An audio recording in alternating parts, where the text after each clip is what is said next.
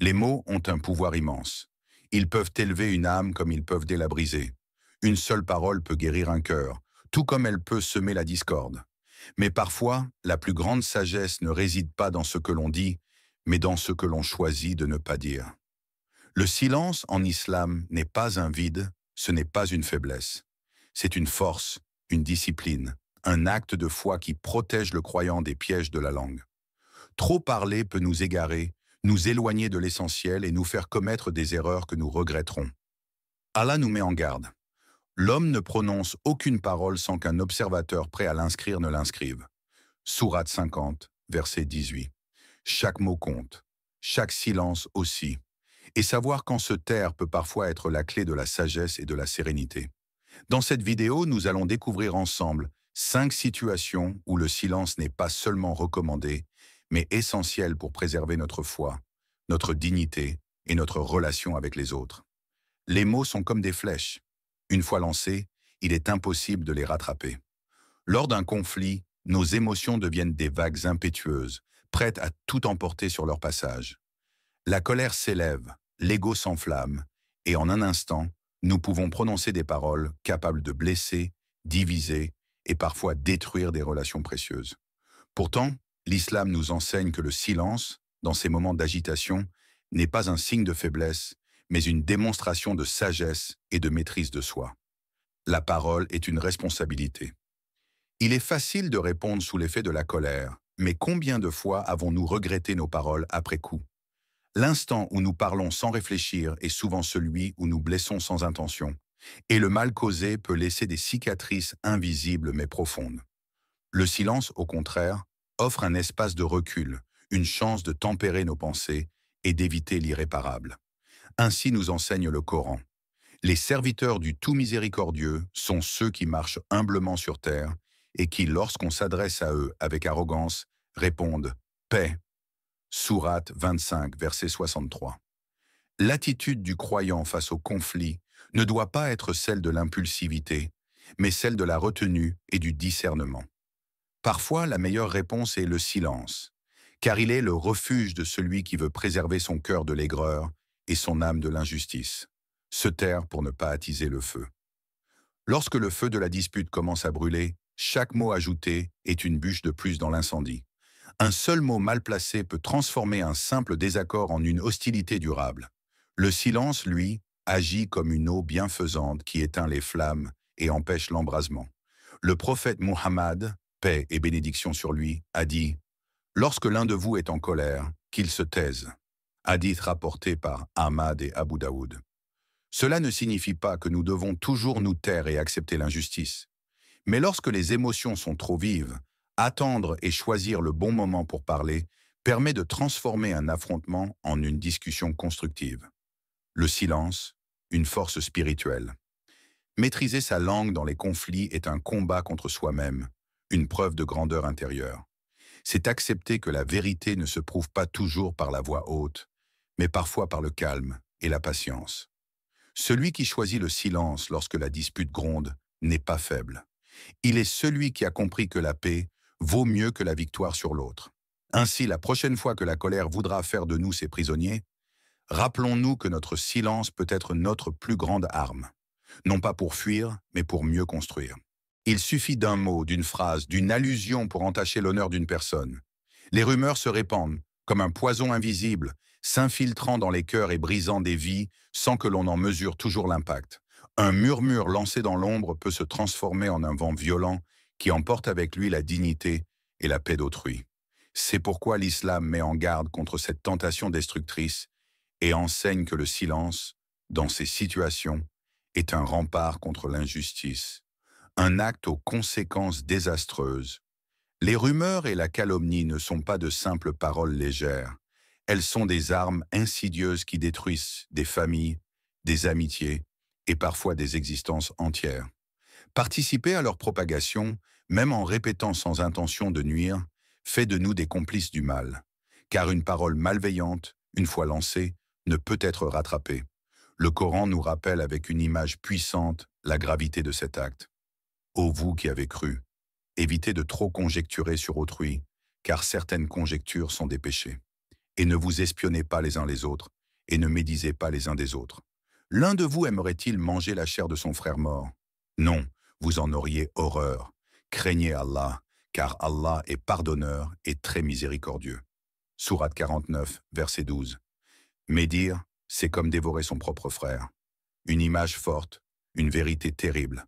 Chaque rumeur répétée est une morsure infligée à l'honneur de quelqu'un, un poids ajouté à nos propres fautes. Le silence, un acte de protection. Face à une rumeur, nous avons deux choix. L'alimenter par nos paroles ou l'éteindre par notre silence. Celui qui se tait face aux propos mensongers protège son âme et celle des autres. Il refuse d'être un instrument du mal et choisit de préserver la paix plutôt que d'entretenir la discorde. Le prophète Muhammad, paix et bénédiction sur lui, a dit « Que celui qui croit en Allah et au jour dernier dise du bien ou qu'il se taise. » Hadith rapporté par Al-Bukhari. Se taire face aux calomnies n'est pas un acte de faiblesse, mais de sagesse. C'est comprendre que nos mots ont un poids et que les utiliser avec précaution est une marque de foi. Un choix qui protège ici et dans l'au-delà. La médisance et la calomnie ne sont pas sans conséquences. Elles créent des blessures profondes dans ce monde et attirent la colère d'Allah dans l'au-delà. Celui qui propage des mensonges ne fait pas que détruire la réputation des autres. Il scelle aussi son propre sort, accumulant des péchés qui pèseront lourd sur la balance du jugement. Celui qui choisit le silence, au contraire, s'élève. Il se préserve d'une faute grave et devient un bâtisseur de paix dans sa communauté. Il incarne la noblesse de caractère enseignée par l'islam, celle d'un cœur pur qui refuse de nourrir le mal. Ainsi, face à la rumeur, ayons la force de nous taire et la sagesse de détourner nos cœurs de ce qui ne nous concerne pas. Car préserver la dignité d'un frère, c'est préserver la nôtre. Chaque mot prononcé est une graine semée dans le champ de notre destinée. Certaines germent en bénédiction, d'autres en regret. Pourtant, combien de temps passons-nous à parler sans but, à échanger des paroles qui n'apportent ni sagesse ni élévation? Le prophète Muhammad, paix et bénédiction sur lui, nous a mis en garde. Trop parler sans nécessité peut nous éloigner de l'essentiel et nous plonger dans l'insouciance. Le poids du temps et des mots. La vie est une succession de moments fugaces. Chaque seconde qui s'écoule est une opportunité de se rapprocher d'Allah, de semer le bien ou au contraire, de s'éloigner du droit chemin par l'inutilité et la distraction. Lorsque nous nous laissons entraîner dans des discussions futiles, nous gaspillons non seulement notre énergie, mais nous nous détournons aussi de ce qui est véritablement important.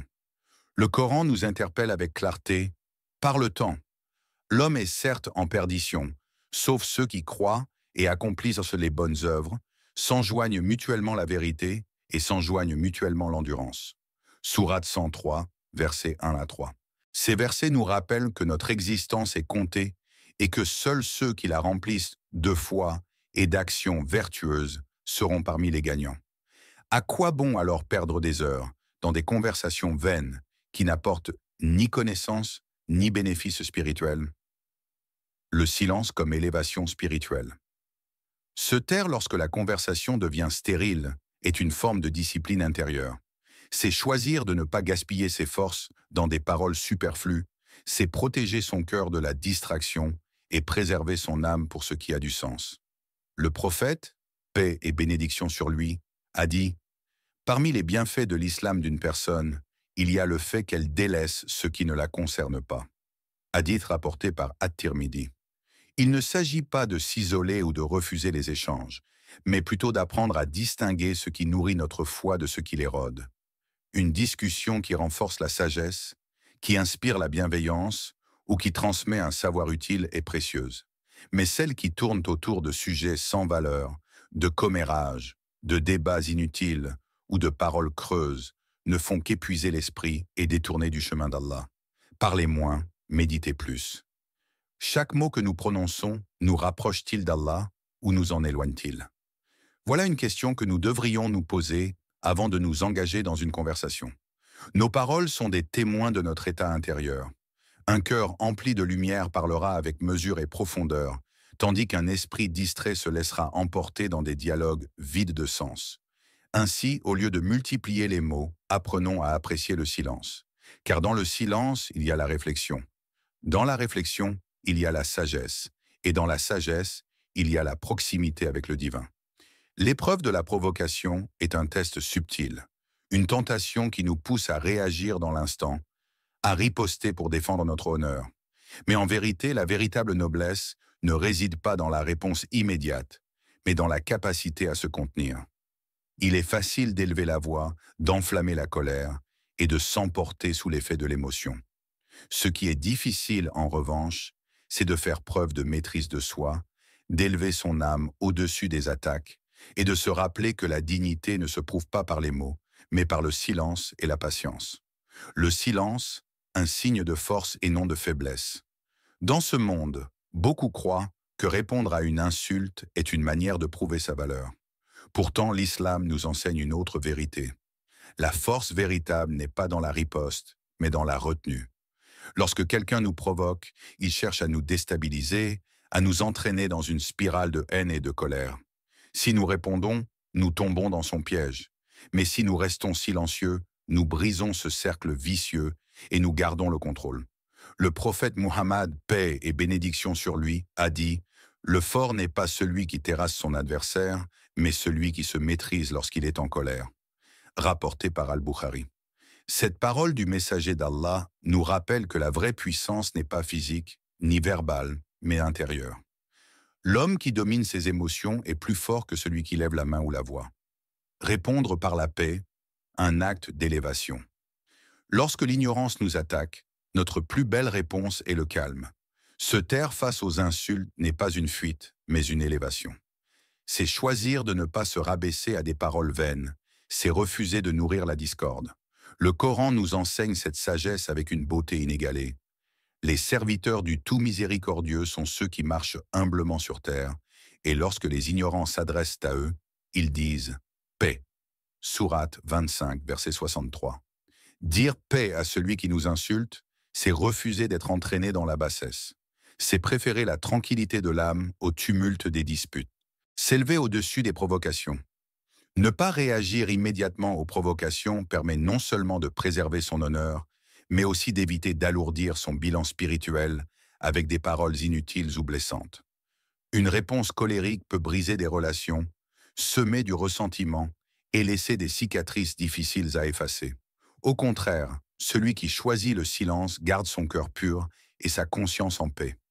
Le croyant sait que la vie est une succession d'épreuves et que chaque provocation est une occasion d'exercer sa patience. Plutôt que de se précipiter dans la riposte, il se souvient que son silence peut être une réponse bien plus puissante qu'une réplique cinglante. Ainsi, lorsque la colère gronde et que l'insulte fuse, faisons preuve de grandeur. Ne réagissons pas dans l'instant, mais prenons un moment pour respirer, réfléchir et choisir la meilleure réponse. Parfois, il suffit de se taire pour triompher. Il est dans la nature humaine de vouloir avoir raison. Lorsque nos croyances sont remises en question, lorsque nos idées sont confrontées à celles des autres, l'instinct nous pousse à argumenter, à défendre notre position, parfois avec passion, parfois avec acharnement. Pourtant, la sagesse nous enseigne que ce n'est pas toujours en parlant que l'on convainc, et que ce n'est pas toujours en gagnant un débat que l'on triomphe réellement. L'écoute, un signe d'intelligence et d'humilité. Se taire face aux opinions divergentes n'est pas un aveu de faiblesse, c'est une marque de maturité. Celui qui sait écouter avant de parler démontre une intelligence rare, une capacité à comprendre plutôt qu'à simplement répliquer. Car derrière chaque opinion, il y a une histoire, une expérience, une vision du monde différente de la nôtre. Le Coran nous guide dans cette approche en nous rappelant où se trouve la véritable autorité. Ô vous qui avez cru, obéissez à Allah. Obéissez aux messagers et à ceux d'entre vous qui détiennent l'autorité. Si vous vous disputez en quoi que ce soit, renvoyez-le à Allah et aux messagers, si vous croyez en Allah et au jour dernier. Ce sera bien mieux et de meilleure interprétation. Sourate 4, verset 59. Lorsque les différences apparaissent, au lieu de nous précipiter dans le conflit, nous sommes invités à rechercher la guidance divine, à nous rappeler que la vérité ultime appartient à Allah. Le silence, une arme contre l'orgueil et la division. Beaucoup de disputes ne naissent pas d'un désaccord fondamental, mais d'un manque d'écoute. Chacun veut imposer sa vision, personne ne veut céder. Ce qui aurait pu être un échange constructif devient alors un mur d'incompréhension. une source de rancune et de discorde. Le prophète Muhammad, paix et bénédiction sur lui, écoutait avant de parler. Il n'interrompait pas, il ne s'emportait pas. Même face à ceux qui lui étaient hostiles, il savait que la patience et le silence valent parfois mieux que 1000 discours. Un hadith nous rappelle cette sagesse. Celui qui garde le silence sera sauvé, rapporté par At-Tirmidhi. Se taire face à un débat stérile, c'est éviter d'attiser les tensions, c'est choisir la paix plutôt que la victoire éphémère d'un argument. Choisir ses batailles, préserver son cœur. Tout désaccord n'a pas besoin d'être transformé en conflit. Parfois, il est plus sage de ne pas répondre, de ne pas insister, de laisser le temps faire son œuvre. L'orgueil pousse à vouloir avoir le dernier mot. Mais la foi nous enseigne que l'ultime vérité appartient à Allah seul. En nous imposant un moment de silence face aux opinions divergentes, nous laissons place à la réflexion. Nous permettons à nos esprits de s'apaiser et à nos cœurs de rester purs. Nous ne cherchons pas à dominer, mais à comprendre. Et dans cette compréhension, il y a la clé de la véritable harmonie. Ainsi, avant de répondre, posons-nous la question. Ce que je vais dire va-t-il rapprocher les cœurs ou les éloigner? Si la réponse est incertaine, alors peut-être vaut-il mieux se taire et écouter. Car souvent, le plus sage n'est pas celui qui parle le plus, mais celui qui sait quand il faut se taire. Le silence est un art, un bouclier, une lumière qui éclaire celui qui sait l'utiliser avec sagesse. Dans un monde où les paroles fusent sans retenue, où l'ego cherche à dominer chaque conversation, savoir se taire est une marque de grandeur. Ces 5 situations nous rappellent que le silence n'est pas une soumission, mais une force qui protège l'âme, fortifie le cœur et préserve la paix. Face à la colère, le silence évite les regrets. Face aux rumeurs, il empêche la discorde. Face aux futilités, il sauvegarde le temps. Face aux insultes, il élève l'esprit. Face aux divergences, il favorise la compréhension. À chaque instant, il est une porte ouverte vers la sagesse et la sérénité. Allah nous enseigne. Ne poursuis pas ce dont tu n'as aucune connaissance, l'ouïe, la vue et le cœur. Sur tout cela, en vérité, on sera interrogé. Sourate 17, verset 36. Nos paroles, comme nos silences, seront comptés. Puissions-nous apprendre à doser chacun d'eux avec intelligence et humilité. Ô Allah, toi qui es le maître des cœurs et des langues, accorde-nous la sagesse de parler lorsque nos mots sont une lumière, et de nous taire lorsque nos paroles pourraient être un feu. Fais de nous des êtres patients, humbles et guidés par ta vérité. Protège nos langues de l'inutile et de l'injuste, et illumine nos cœurs par la compréhension et la paix. Amin.